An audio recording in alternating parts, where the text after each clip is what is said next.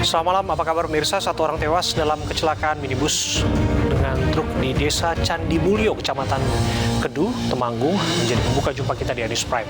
Sidang kasus pencemaran nama baik Luhut Binsar Panjaitan dipenuhi dengan perdebatan. Luhut mengaku tak terima disebut Lord dan penjahat. Saya Abraham Silaban, Anda menyaksikan News Prime.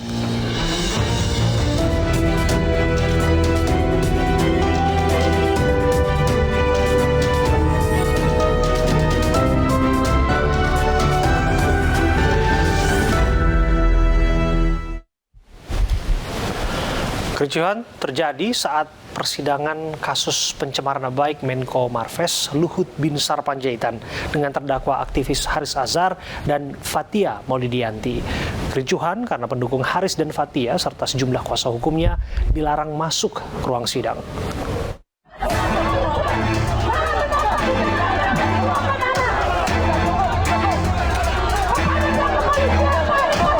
Aksi saling dorong dan adu mulut antara massa pendukung Haris Fathia dengan aparat keamanan tak dapat dihindarkan di depan Pengadilan Negeri Jakarta Timur. Massa yang tertahan di luar gerbang mendesak ikut masuk untuk mengawal jalannya persidangan kasus dugaan pencemaran nama baik Menko Kemaritiman dan Investasi Luhut Binsar Panjaitan dengan terdakwa Haris Azhar dan Fathia Maulidiyanti. Meski sempat terjadi kericuhan, namun massa tetap dilarang masuk ke ruang sidang.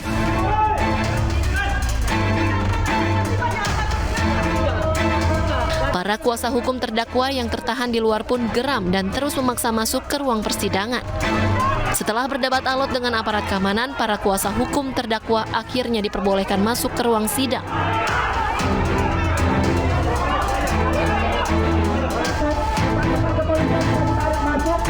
Sidang kali ini merupakan sidang dengan agenda pemeriksaan saksi yang memberatkan, yakni Luhut Binsar Panjaitan.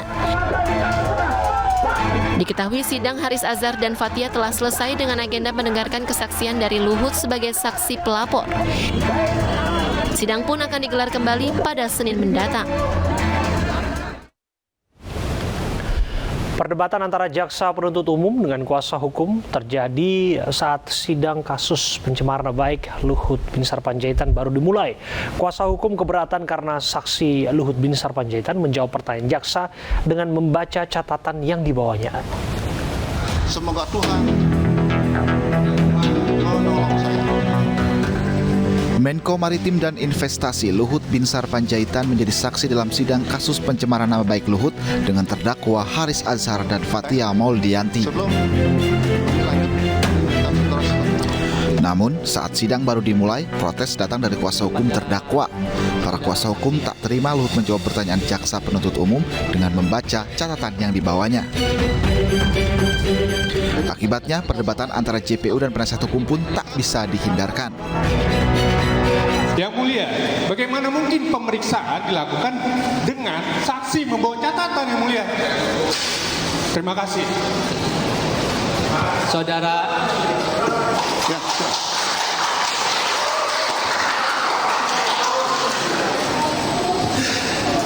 Kami keberatan, yang mulia. Tentunya pertama, ini adalah hak kami untuk bertanya. Menjadi kewajiban kami untuk membuktikan perkara ini. Yang kedua, saya pikir ketika saudara saksi ini membuat catatan yang memang dia tuangkan ada berdasarkan fakta yang ia lihat, dia dengar sendiri, itu tidak ada larangan, yang mulia. Jadi kami keberatan ketika pengacara membatasi hak-hak saksi untuk memberikan keterangan sesuai dengan fakta. Majelis hakim, majelis saudara saksi sudah bersedia. Kita hormati keputusan saudara saksi yang sudah bersedia menutup catatannya. Kita harus hormati itu. Perdebatan tentang buku catatan ini berakhir setelah saksi Luhut Binsar Panjaitan memutuskan penanggalkan catatan yang ia bawa dan sidang pun dilanjutkan.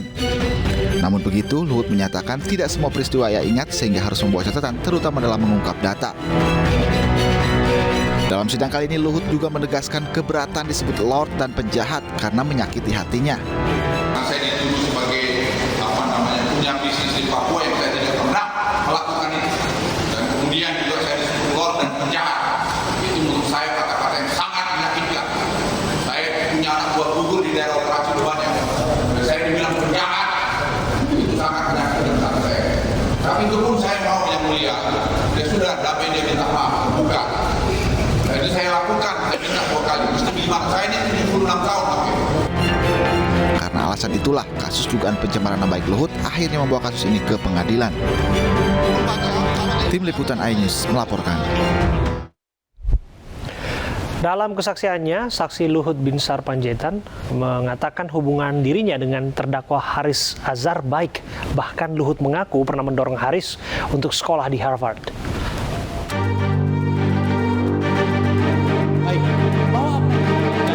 Saat menjadi saksi di persidangan, Luhut Binsar Panjaitan mengaku heran dengan apa yang dilakukan terdakwa Haris Azhar. Padahal menurut Luhut, ia kenal baik dengan Haris Azhar dan sempat mendorong Haris untuk sekolah ke Harvard. Terdakwa Haris Azhar pun sempat keberatan namun tidak diizinkan oleh majelis. Dia mengatakan dia tidak masuk di sekolah itu. Jadi tidak ada hubungan kami sebenarnya yang jelek. Dia minta tolong apa banyak, nanti saya akan tunjukkan SMS dia ke WA dia ke saya mengenai. Jadi yang mulia saudara, semua yang saya rasa sebagai manusia saya perlakukan semua dengan baik. Saudara, Silakan lanjut. saudara saksi. Mohon izin terdakwa, ini kesempatan kami untuk membuktikan perkara ini. Perdebatan kembali terjadi saat Luhut Binsar Panjaitan menjelaskan bahwa sebelum ke pengadilan pihaknya meminta terdakwa Haris Azhar dan Fathia Maulidiyanti meminta maaf ke publik atas ucapannya. Namun menurut Luhut, Haris dan Fathia tidak mengindahkan permintaan Menko Marves ini. Akibat perdebatan ini, majelis hakim meminta kuasa hukum terdakwa untuk keluar. Saya masih minta 2 kali untuk ada dia minta maaf. Itu pun tidak lakukan. Jadi mesti bagaimana? Saudara, Lanjut. saudara saksi Luhut Binsar Saudara Panjaitan. keluar aja kalau begini. Kalau saudara siap ini bicara, saudara menyeka. Saudara, Saudara ini punya kesempatan.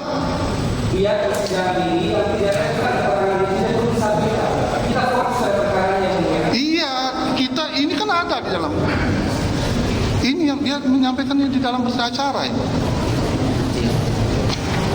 Lanjut, silakan. Dalam kasus dugaan pencemaran nama baik, Luhut mempersangkakan Haris dan Fathia dengan pasal 45 Junto pasal 27 Undang-Undang Nomor 19 Tahun 2006 tentang Informasi dan Transaksi Elektronik atau ITE. Tim Liputan iNews melaporkan. Sementara itu, Haris Azhar membantah pernah dibiayai sekolah oleh Luhut Binsar Panjaitan. Haris mengaku ia sekolah atas biaya sendiri dan beasiswa.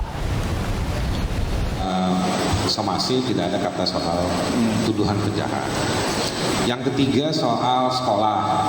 Saya sekolah di 4 universitas, ambil hukum, ambil sosiologi, ambil filsafat, ambil hak asasi manusia. Alhamdulillah 3 bayar sendiri, yang 1 beasiswa. Jadi saya tidak pernah kuliah di Harvard atau dibayarin oleh saudara saksi. Yang ketiga soal saya minta saham. Saya sebetulnya keberatan, bahkan semenjak ini karena di pasang live, HP saya banyak dapat serangan orang ngeledekin saya nggak tahu kenal siapa. Tapi intinya begini, Pak Ketua Majelis Hakim. Waktu saya menghubungi Pak Luhut Binsar Panjaitan, saksi kita sore ini, itu jam 5 pagi kalau nggak salah, saya dapat lapor. Jam 5 pagi, saya minta waktu karena saya sebagai kuasa hukum masyarakat adat yang nama organisasinya, yayasannya Sinwaro. Orang-orang di Amungme yang tadi Pak Luhut bilang, sudah saksi bilang betul, itu yang hidup di sekitar wilayah lokasi tambang Freeport. Kenapa saya hubungi Pak saudara saksi waktu itu? Karena saudara saksi adalah Menko Marves yang kurang lebih setelah saya pelajari bertanggung jawab untuk proses divestasi saham Freeport ke Indonesia. Saya sebagai kuasa hukum masyarakat adat ketemu situasi bahwa belum ada peraturan daerah untuk memastikan pembagian saham. Bukan saya minta saham, saya juga ngerti hukum. Dan saya memastikan itu, makanya setelah kita upaya di level bupati kabupaten ini tidak berhasil, maka saya bilang sama klien saya, mari kita datang ke Pak Menko Marves.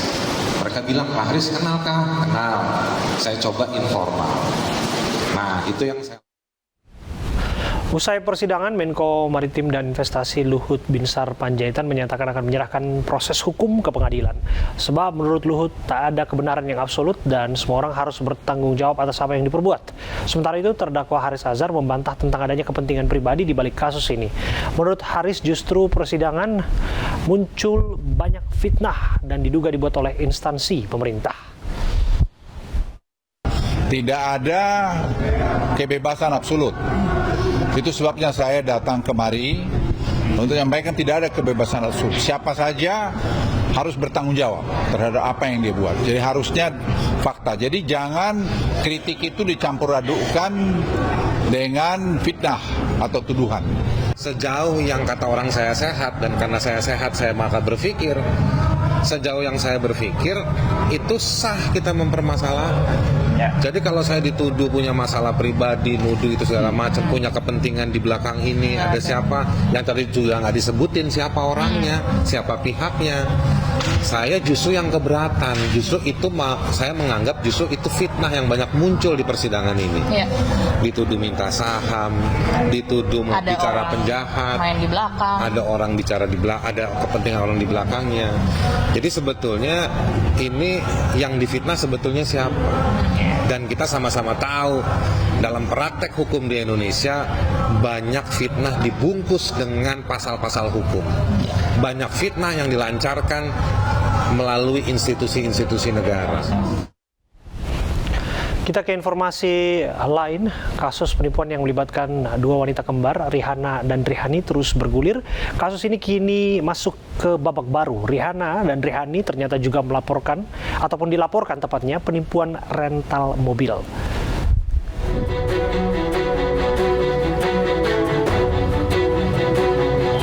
Belum usai kasus penipuan barang elektronik yang melibatkan wanita kembar, Rihanna dan Rihani, kini keduanya dihadapkan dengan kasus penipuan lain, yakni penipuan mobil rental. Modus kedua pelaku yakni menyewa mobil kepada pemilik rental bernama Ius, Jalan Percetakan 2, Kebayoran Baru, Jakarta Selatan. Rihanna menyewa mobil sejak 4 tahun silam dengan dalih untuk bekerja. Awal pembayaran sewa berjalan lancar, namun selama 4 tahun Rihanna tidak pernah lagi membayar uang sewa, sementara mobil yang digunakan keduanya pun tak kunjung dikembalikan. Korban mengalami kerugian mencapai 190 juta rupiah. Atas kejadian ini, korban pun langsung melapor ke Polsek Kebayoran Baru. Lancar-lancar sampai setelah 4 tahun, ada kesulitan soal pembayaran, saya tagih ke rumahnya, tiba-tiba rumah yang di Jalan Tanah Ara itu udah nggak ada, dijual. Ya dia kan katanya kan mau dikembalikan mobil waktu tempo hari, sebelum puasa, akhirnya mundur lagi sampai sebelum lebaran, sampai detik ini belum dikembalikan juga. Nah, si kendaraan pun juga tidak ada kembali sama saya.